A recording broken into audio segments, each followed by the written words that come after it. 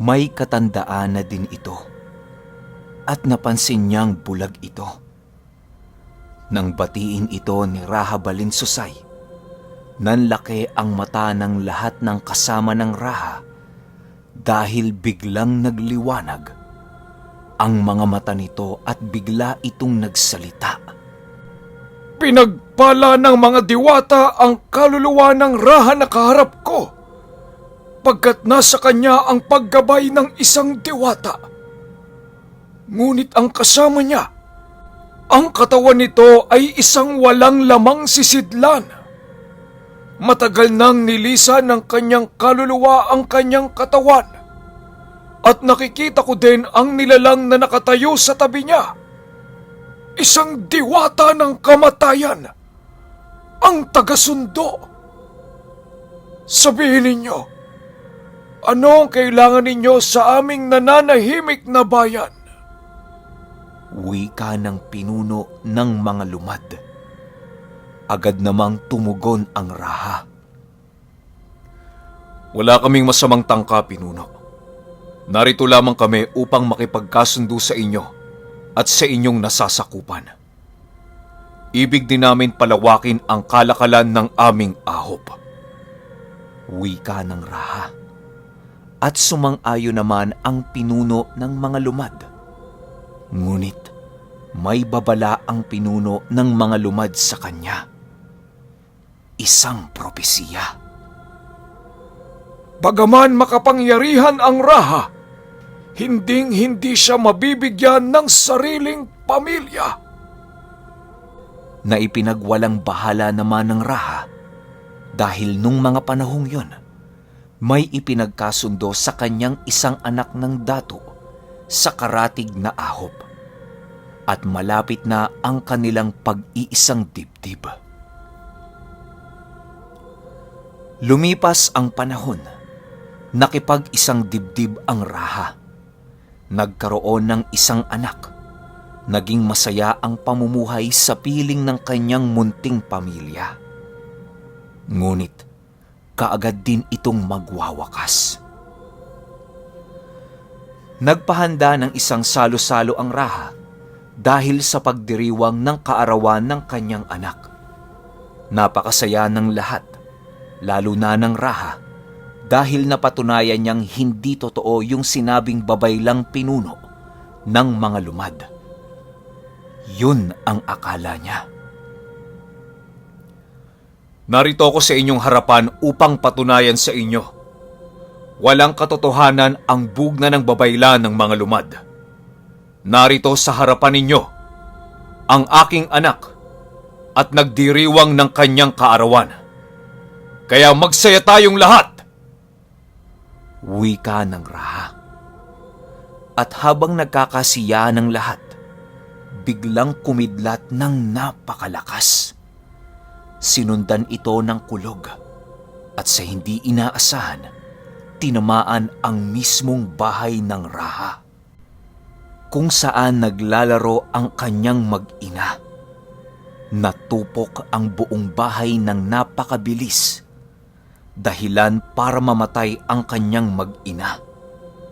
Parang sinakluban ng langit at lupa ang Raha, nang dahil sa nangyari maging ang kapatid niyang si Demus ay walang nagawa nang dahil sa nagngangalit na apoy na tila mula sa impyerno. Magmula ng araw na yon, muling nabalot ng kalungkutan ang buong puod. At dahil sa mga malungkot na kaganapan, nilisan ni Raha Balinsusay ang kanyang sariling bayan upang hanapin ang mga kasagutan sa kanyang katanungan. Nagpalipat-lipat siya sa bawat kapuluan, kasama ang kanyang kapatid na si Demus, at ang iniwan niyang bayan ay inihabilin niya sa pamumuno ng mga lumad, at silang dalawa ay namuhay bilang mga pirata at mga taong walang paglagyan ng kanilang mga puot. Sa bawat bayan at isla na mapuntahan ng dalawa ay tiyak may namamatay. Ngunit may isang pangyayari ang naging daan upang masagot ang katanungan ng Raha. Ang katanungang, ano ang dahilan kung bakit siya nabuhay? Habang nakaupo si Balinsusay sa isang putol na puno, ay nakarinig siya ng isang malakas na pagkulog mula sa kanyang likuran. Laking gulat niya dahil tinamaan ng kidlat ang isang puno, kung kaya nilapitan niya ito upang tingnan. At paglapit niya, ay may isang tinig na nagsalita.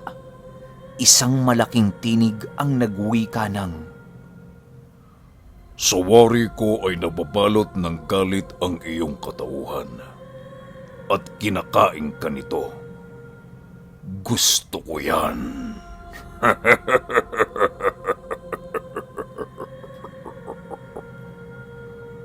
wika nito sabay tawa ng nakakaloko. Sino ka? At paano mo nasabi ang lahat ng yon? Kilala mo ba ako? Tanong ni Balinsusay.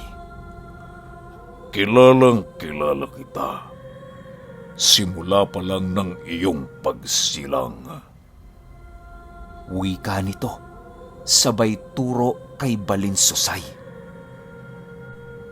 Ikaw, na noon ay pinangalan ng Sulak at kinatuwaan ng diwatang Malandok at pinagkalooban pa ng kanyang simbolo ay nakikita kong napupuno at nabubulaga ng galit.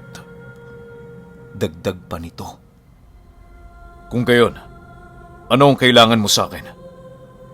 Tanong ni Balinsusay. Ikaw, Raha, ang may kailangan sa akin. Ako ang makakasagot sa mga tanong mo. Tugon nito. Kung gayon, sagutin mo ang mga katanungan sa isip ko. Yaman din lamang na alam mo naman ito. Mapaghamong tugon ni Balinsusay. Pagkasabi ng Raha ng mga katagang yon, kaagad siyang inihipan ng nilalang na yon, at pagmulat niya ng kanyang mga mata, nasa isang lugar na siya na hindi pamilyar sa kanya. Ang lugar na yon ay napakadilim, at ang tanging liwanag na makikita ay ang liwanag na mula sa ilog ng apoy sa bandang ibaba nila.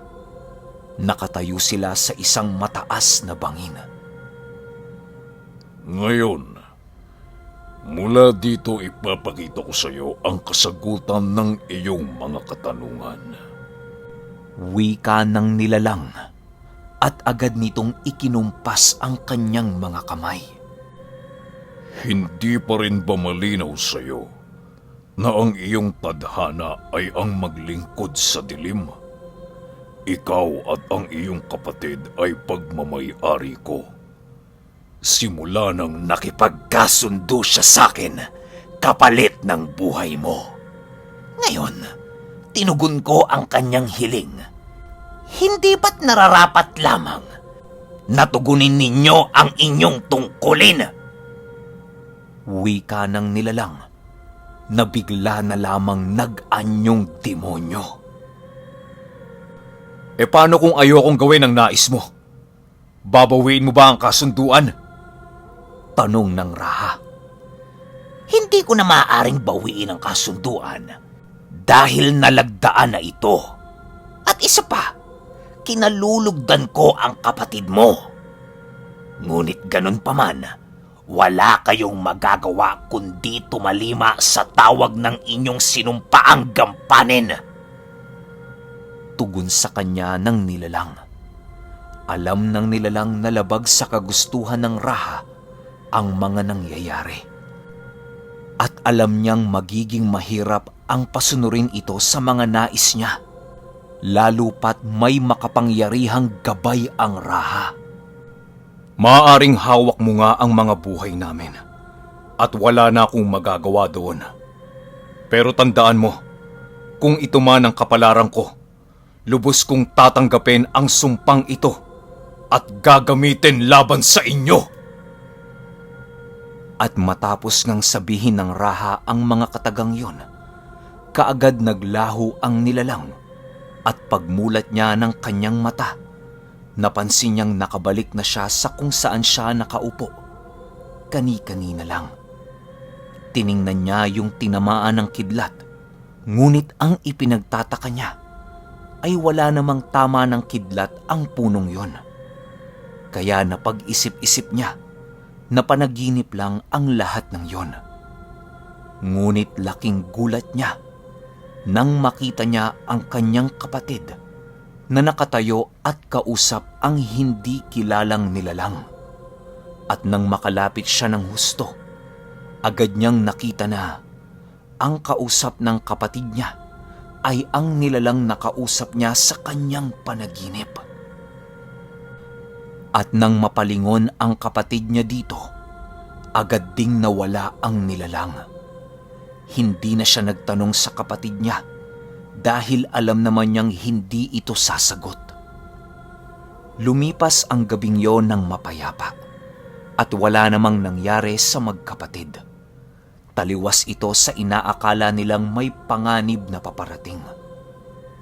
Pagkain nila ng agahan na inihaw na karne ng usa, agad din nilang nilisan ang lugar na yon at gamit ang kanilang bangka, muli silang naglayag at tinahak ang landas pakanluran at dumaong sila sa isang isla.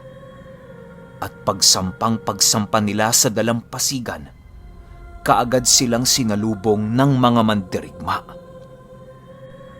Sino kayo at saan bayang kayo nagmula? Galit na bungad ng isa sa kanila na parang tumatayong pinuno. Ako si Balinsusay, at ito naman si Demus. Mula kami sa ahop sa gawing silangan. Tugon ni Balinsusay. Hindi lingid sa kaalaman ng mga taong yon na ang ahop na tinutukoy ng Raha ay pinamumunuan ng Raha na nagngangalang Sulak. Hindi ba ahop yon ni Sulak? Ang malupit na Raha na minsan ang nanakop sa islang pulo na nasasakupan ng aming pinuno? Napakarami nang napaslang sa amin ang Raha ng ahop na yon. At marahil, narito kayo upang magmanman. Dakpin sila at iharap sa pinuno! Agad na utos ng pinuno ng mga mandirigma na siya namang sinang-ayunan ni Balinsusay dahil oo nga at nasakop na nila ang ilan sa mga pulo na sakop ng bayang yon. Ang hindi niya pa nakikita ay ang wangis ng pinuno nila. At nang dumating sila sa mismong bahay ng pinuno, kaagad silang iniharap dito. Sino ang mga ito? At bakit niyo sila dinala sa pamamahay ko? Wika ng pinuno. Panginoon, sila po ay nakita naming dumaong sa dalampasigan at wika nila ay mula sila sa bayang pinamumunuan ni Raha Sulak, kung kaya agad namin silang hinuli. Tugon ng mandirigma. Magpakilala kayo! Utos nito kina Balinsusay na agad naman nilang tinugon. Ako si Balinsusay, at ito ang aking kapatid. Paumanhin dato kung ako ang magsasalita para sa kapatid ko, dahil may kapansanan sa pagsasalita ang aking kapatid. Tugon ni Balinsusay sa dato. Sabihin mo sa akin kung ano ang inyong pakay at bakit kayo nandito? Tanong ng dato. Ang aming ahop ay sinalanta ng salot, kung kaya nagpasya kaming lisanin ang aming sariling bayan.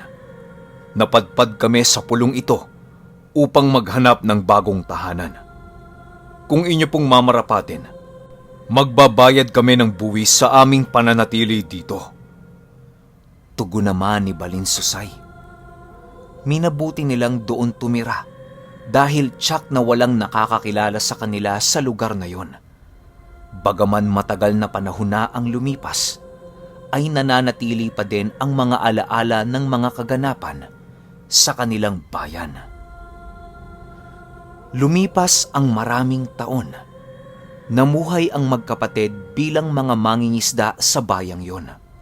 at walang sino man ang nakakilala sa kanila. Tinakpan din ni Demus ang kanyang muka upang huwag siyang katakutan.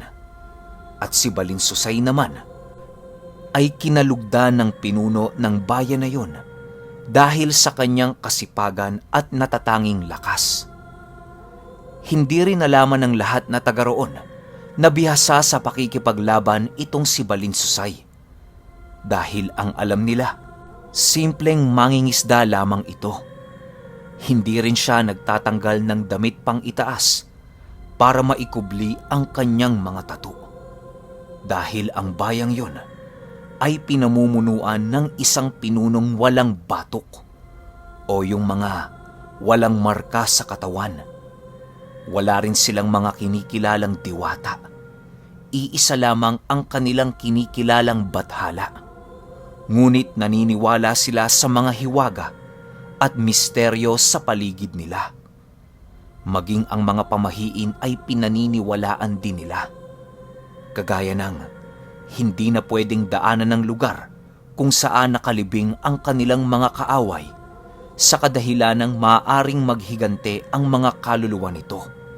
At hindi rin sila nangingisda tuwing bilog ang buwan dahil gumagala si Bakunawa sa ilalim ng tubig upang kumain.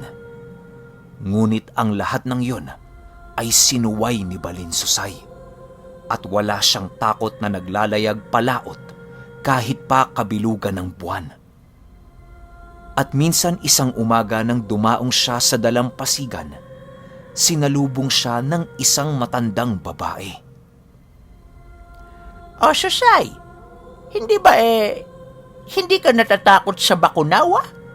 O talagang hinahamon mo ang halimaw na yon? Kabilugan ng buwan kagabi Bakit lumaot ka ba din? Nako, ikaw talagang bata ka, oo?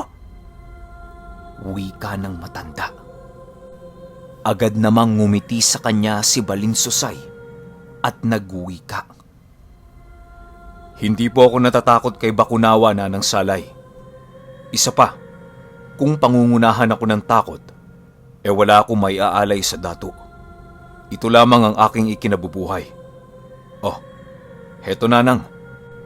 Iluto nyo na po at nang makakain na tayo. Wika nito sabay abot ng napakalaking isda. O sige Susay, bumalik ka kaagad at nang makakain na tayo ng kapatid mo. Muling wika ng matanda. Oho, Nana Salay. Maghahatid lamang ako ng mga isda sa bahay ng dato. Uuwi din kaagad ako. Masayang tugon ni Balinsusay sa matanda. Ang matandang si Salay ay ang kasamang namumuhay ng dalawang magkapatid dahil nag-iisa na din ang matanda sa kanyang bahay.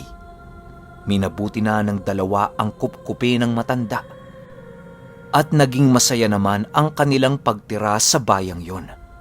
Mapayapa at walang anumang naganap na hindi kaaya-aya. Ngunit may isa na namang pangyayari na nakapagpabago ng buhay ni Balinsusay.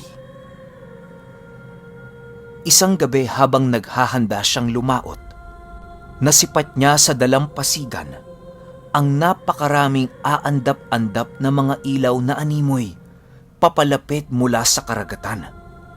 Kung kaya agad siyang nagtago sa isang bangka upang manmanan ang mga ito. At hindi nga siya nagkamali. Mga mananakop nga ang mga ito. Hindi rin pamilyar sa kanya ang kasuotan ng mga ito, maging ang pananalita. Nakita niya din ang muka ng isa sa mga ito at napagtanto niyang mula ito sa malayong bayan. Mga Pilipino din ito. Sila ang mga naninirahan sa bahagi ng Luzon. Iba ang kanilang pananalita sapagkat mga Tagalog sila. At sina Balinsusay ay gumagamit ng wikang Bisaya na may halong Malay o Indones. Nang magwika ang isa sa kanila, Patayin ang lahat ng kalalakihan. Hulihin ang mga kababaihan at mga bata. Ang lahat ng mga matatanda. Sunugin sa kani-kanilang mga bahay. Walang ititirang buhay sa islang ito. Wika nito. Tinitigang mabuti ni Balinsusay ang buong paligid. Siya lamang ang nag-iisang tao mula sa bayan na yon. Kaya nasabi niya sa sarili niya, Matagal na akong hindi nagbabanat ng buto. Makapag-ensayo nga. Wika nito sabay bilang sa mga makakalaban niya. Tinatansyang nasa 30 ang bilang ng nasa dalampasigan. Maliit na pangkat ito para sa isang mananakop. Ngunit maaaring magdulot ng malaking pinsala kapag sumalakay sila sa isang nahihimbing ng bayan. Agad lumabas si Balinsusay mula sa kanyang pinagtataguan. Ano ang kailangan ng mga dayo sa bayan namin? Tila ginabi ang inyong pagdalaw. Wika ni Balinsusay na alam niyang hindi nauunawaan ng mga yon. At walang ano-ano ay sinugod niya ang mga ito. Gamit lamang ang isang sagwa na gawa sa kahoy. Nasurpresa ang mga dayo kung kaya hindi rin sila nakapaghanda. Isa-isa silang pinabagsak ni Balinsusay gamit lamang ang sagwan. At muling nagsalita ang isa sa kanila. Demonyo! Isang demonyo! Takot na sigaw nito. Sabay takbo papalayo kay Balinsusay. Oh, saan kayo pupunta? Ba't kayo tumatakas? Ando doon ang daan papuntang bayan. Mali ang tinatahak nyo! Wika nito habang tatawa-tawa. Nang biglang narinig ni Susay ang tinig ng isa sa mga mandirigma ng dato. Anong kaguluhan nito, Susay? Magsalita ka! Sino ang mga ito at anong ginagawa nila sa dalampasigan? Tanong nito habang nakaturo sa mga namimilipit na mga dayo. Wala, Ginoo. Hinuha ko ay naligaw lamang sila at balak yata nilang salakayin ng bayan. Mga dayuhan ng mga ito. Nanlaki ang mga mata ng mandirigma dahil sa dami ng mga pinatumba ni Balinsusay. Mahabaging lalahon. Anong ginawa mo? Paano mo napabagsak ang mga ito gamit lamang ang isang sagwan? Gulat na tanong ng mandirigma. Hindi na yun mahalaga kung paano ko sila tinalo.